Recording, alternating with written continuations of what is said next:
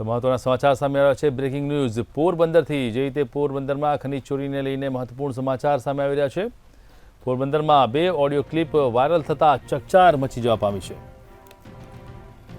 ખનીજ ચોરીની audio clip હોવાનું લોકોનું અનુમાન। વોટ્સએપ ગ્રુપ બનાવી ખનીજ ચોરો એલર્ટ કરતા હોવાની ચર્ચા સામે આવી છે। એકબીજાને ઓડિયો ક્લિપ મારફતે એલર્ટ કરતા હોવાની ચર્ચાને આધારે તપાસ કાર્યવાહીનો દોર શરૂ થયો છે।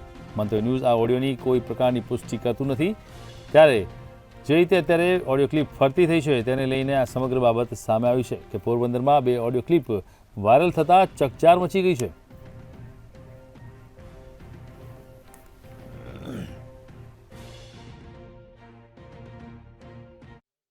માં રેડ પડી વાવડ મીડિયા મામલતદાર રેડ પાડી એટલે આપણી તો કંઈ ફાર ને